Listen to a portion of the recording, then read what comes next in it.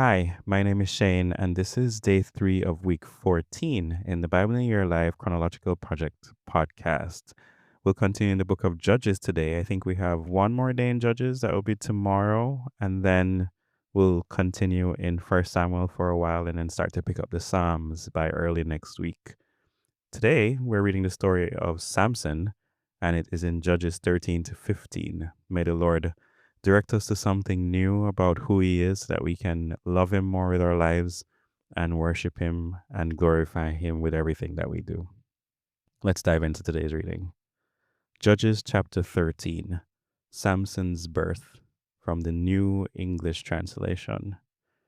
The Israelites again did evil in the Lord's sight, so the Lord handed them over to the Philistines for 40 years.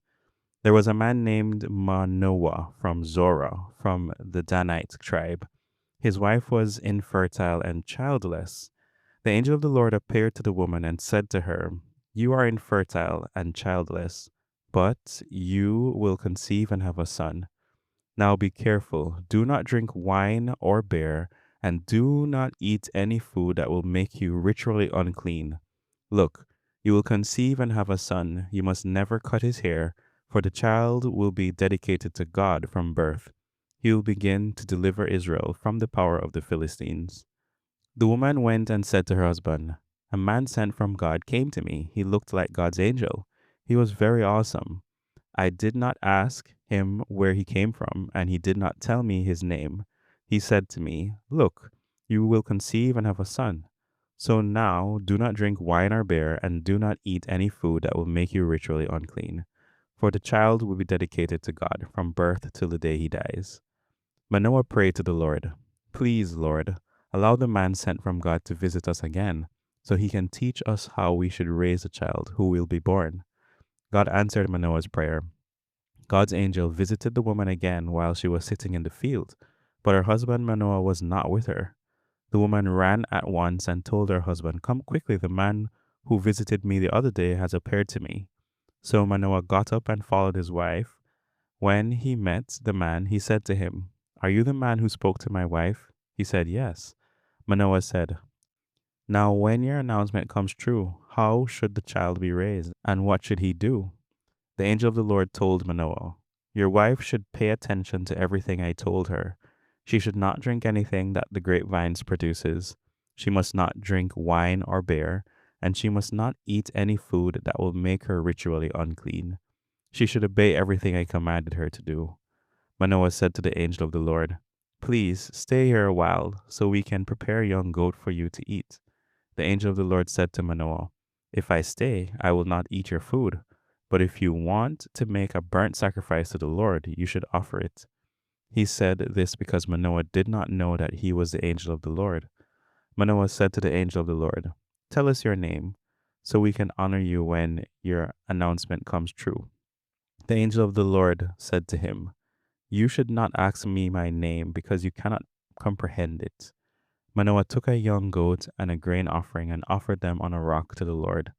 The Lord's messenger did an amazing thing as Manoah and his wife watched.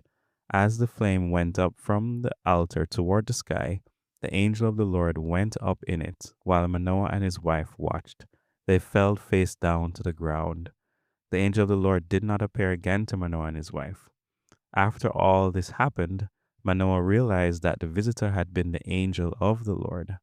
Manoah said to his wife, 'We will certainly die because we have seen a supernatural being.' But his wife said to him, 'If the Lord wanted to kill us, he would not have accepted the burnt offering and the grain offering from us. He would not have shown us all these things, or have spoken to us like this just now.' Manoah's wife gave birth to a son and named him Samson. The child grew and the Lord empowered him. The Lord's Spirit began to control him in Mahane Dan between Zorah and Eshtaol. Chapter 14, Samson's unconsummated marriage. Samson went down to Timnah, where a Philistine girl caught his eye. When he got home, he told his father and mother, 'A Philistine girl in Timnah has caught my eye. Now get her for my wife.' But his father and mother said to him, 'Certainly you can find a wife among your relatives or among all our people. You should not have to go and get a wife from the uncircumcised Philistines.' But Samson said to his father, "Get her for me, because she is the right one for me." Now, his father and mother did not realize this was the Lord's doing, because he was looking for an opportunity to stir up trouble with the Philistines. For at that time, the Philistines were ruling Israel.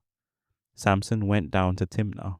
When he approached the vineyards of Timnah, he saw a roaring young lion attacking him. The Lord's Spirit empowered him, and he tore the lion into two with his bare hands, as easily as one would tear a young goat. But he did not tell his father or mother what he had done. Samson continued on down to Timnah and spoke to the girl. In his opinion, she was just the right one. Sometime later, when he went back to marry her, he turned aside to see the lion's remains. He saw a swarm of bees in the lion's carcass, as well as some honey. He scooped it up with his hands and ate it as he walked along. When he returned to his father and mother, he offered them some and they ate it. But he did not tell them he had scooped the honey out of the lion's carcass. Then Samson's father accompanied him to Timnah for the marriage.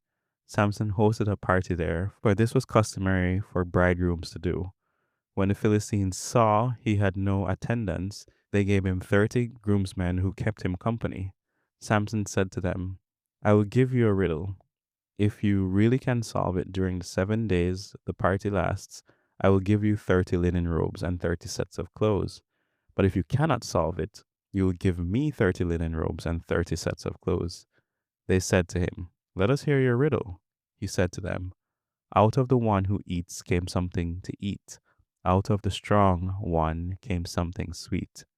They could not solve the riddle for 3 days. On the fourth day, they said to Samson's bride, "Trick your husband into giving the solution to the riddle. If you refuse, we'll burn up you and your father's family. Did you invite us here to make us poor?"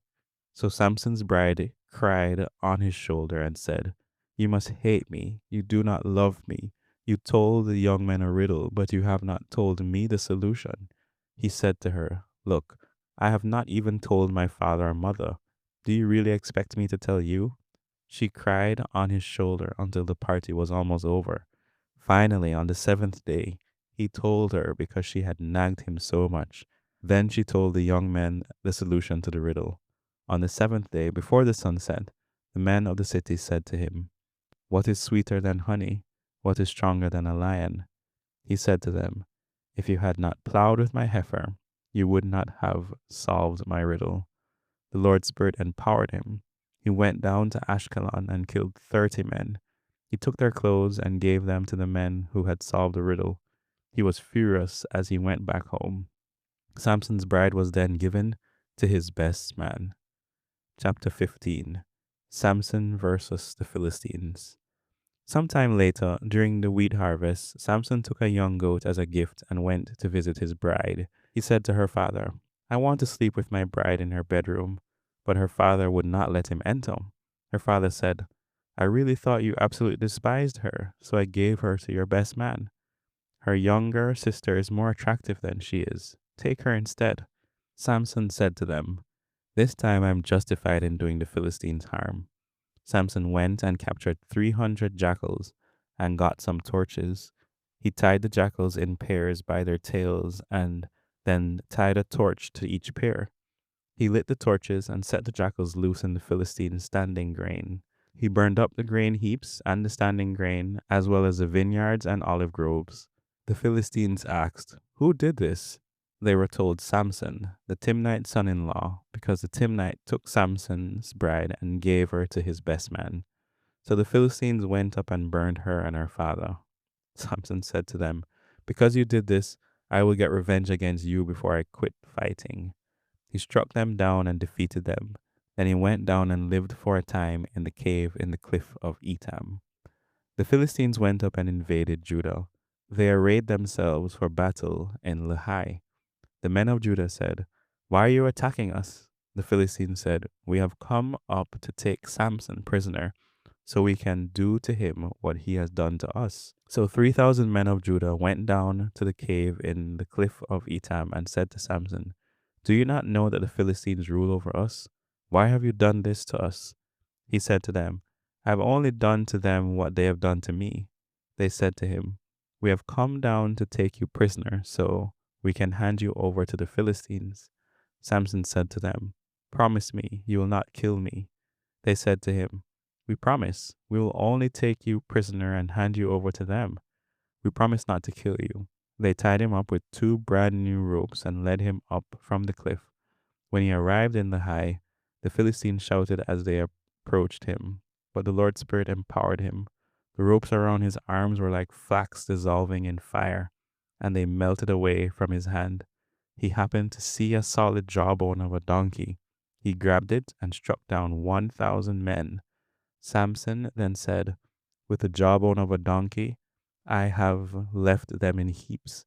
With the jawbone of a donkey, I have struck down 1,000 men. When he finished speaking, he threw the jawbone down and named that place Ramath Lehi.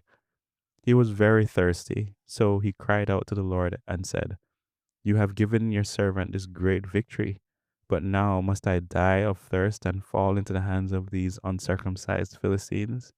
So God split open the basin at Lehi, and water flowed out from it. When he took a drink, his strength was restored and he revived. For this reason, he named the spring En Hakor. It remains in Lehi to this very day. Samson led Israel for 20 years during the days of Philistine prominence. So I think this is the first time I'm reading this passage and realizing that Samson is a Danite. And it kind of seems like what Samson does lines up with what Jacob prophesied or prophetically blessed his sons with when Jacob said that Dan will provide justice for his people as one of the tribes of Israel. Dan will be a snake by the roadside, a viper along the path that bites the horse's heels so that its rider tumbles backward. I look forward for your deliverance, Lord. This is in Genesis chapter 49, verses 16 to 18. And I believe we see that justice through Samson as he judges the people of Israel by fighting against the Philistines. I guess we have one more passage to read about him, but I think that's an interesting observation. I also find Samson interesting because he doesn't seem to fit the bill of the kind of people that we would want to call quote unquote Christian or holy or God fearing, because he has these lusts for these women. Maybe lust is a strong word and maybe not. It seems like he is that kind of a guy. However, it's always interesting to me when I read that line that says the Lord uses it for his glory. So when he's talking to his parents and he says, Please get me that girl from the Philistines, and his parents are like, No, you should have one of these girls from our land. Why go to this foreign nation to choose this foreign girl? And then the next verse says, from the narrator's perspective, that the parents didn't know that the Lord was going to use this for Samson to gain victory over the Philistines. So I always find that interesting because it speaks to me about the Lord's sovereignty and that he's able to use every situation to get the glory. It also shows me that the Lord is not surprised when we make certain decisions. He already has a plan set up for that. It's also interesting to see how the parents get the prophecy about who Samson is or the message that comes to them through the angel. And many people understand this angel to be a Christophany, which is an appearance of Christ in the Old Testament. And that could be by the title, The Angel of the Lord, and kind of how he interacts with them. But I find it interesting because Samson is also the last judge before we get into Samuel, who is kind of a judge, but he's also a judge, priest, king. And then that transitions into Israel having their whole royal line of kings that comes after that. So Samson is the last judge chronologically. And I guess it just stands out to me that he's that, as well as his parents getting this message from the angel of the Lord. And I understand that there are some similarities, I guess, where he's a type of Christ, but obviously not the same as Christ, where he's a Nazarite and Christ was a Nazarite. He has a similar kind of birth announcement as Christ does. And then tomorrow, when we read chapter 16, we'll see where he sacrifices his life to save the people, which is similar to what Christ does. But in a different way, where Christ's concern is for the people. Samson's concern might be tainted by him wanting to get revenge, which I think he does also say.